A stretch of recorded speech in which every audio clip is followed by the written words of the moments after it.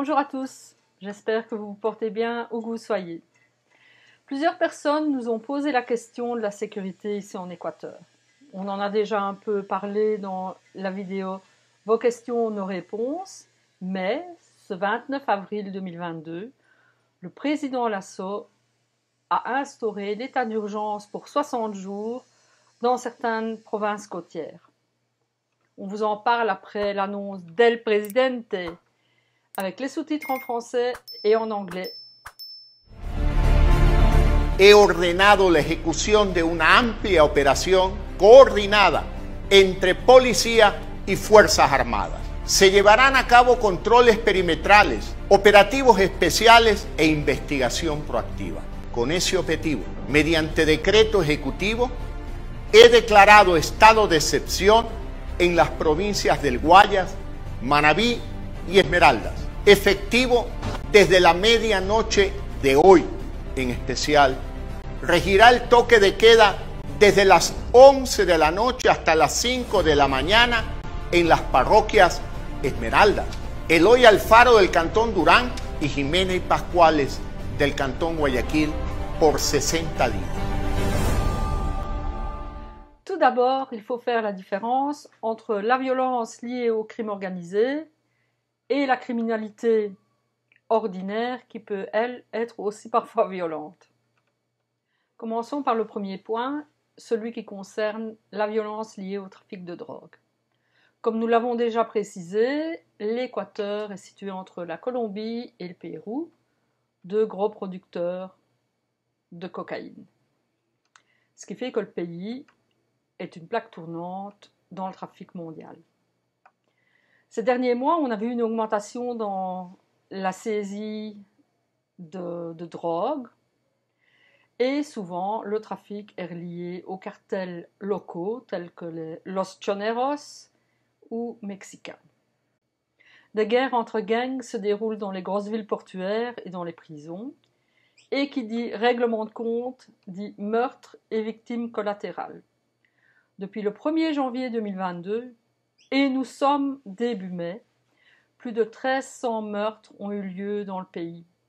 Pour vous donner une idée, pour les 12 mois de 2020, il y en a eu 1362.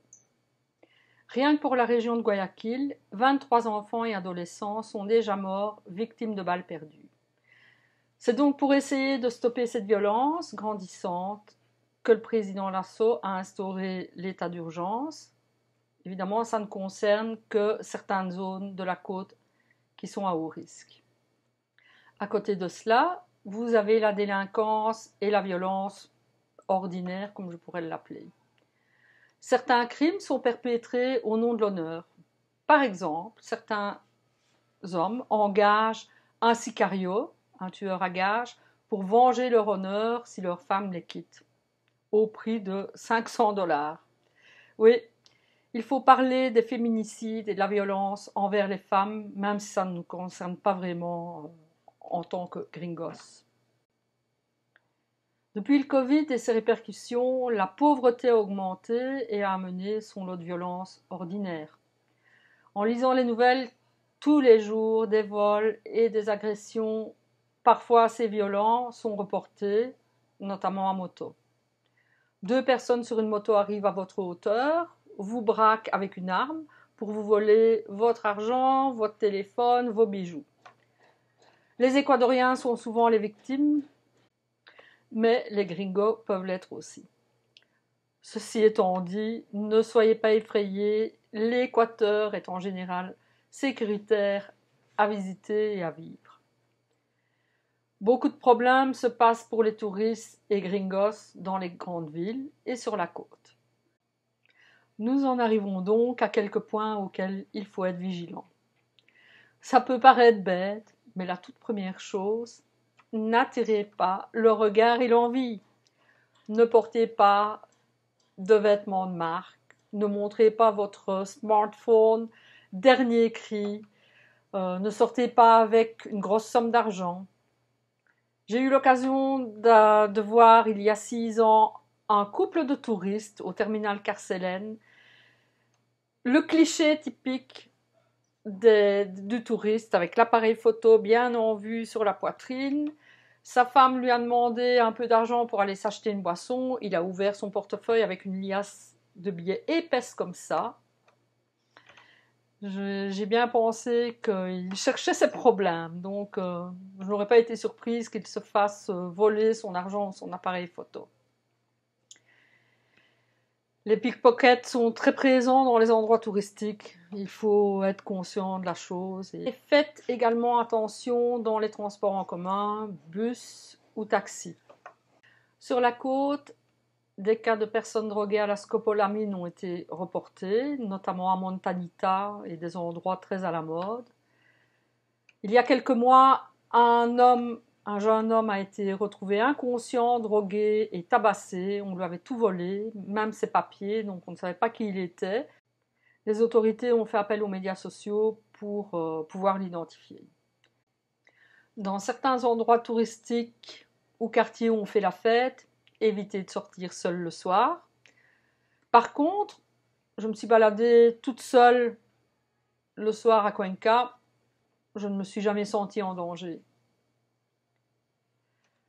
Point positif pour les femmes qui voyagent seules et qui font preuve d'une certaine vigilance, l'Équateur est sécuritaire. Je n'aurais jamais dit ça pour l'Asie du Sud-Est, par exemple, parce qu'on y est allé 2 fois et on sait de quoi on parle. Pour notre part, en presque 2 ans, nous n'avons pas encore eu de problème. On touche du bois. Ce qui ne veut pas dire que nous n'en aurons pas. Nous essayons juste d'éviter certains quartiers et on ne prend pas d'objets de valeur ou trop d'argent avec nous. Par exemple, quand nous allons au Mercado, nous prenons juste l'argent nécessaire, aucun téléphone ou carte de banque. Donc en résumé, faites la part des choses à propos de ce que vous pouvez trouver sur le net. Certains vous diront que l'Équateur est un vrai coupe-gorge. D'autres vous diront qu'il n'y a aucun problème. Tout est question du vécu de chacun, du temps passé dans le pays ou des endroits visités. Les Andes, hors Quito par exemple, étant beaucoup plus sécuritaires que la côte. Et aussi, tout est question de chance et de malchance. À bientôt les amis. Ciao ciao.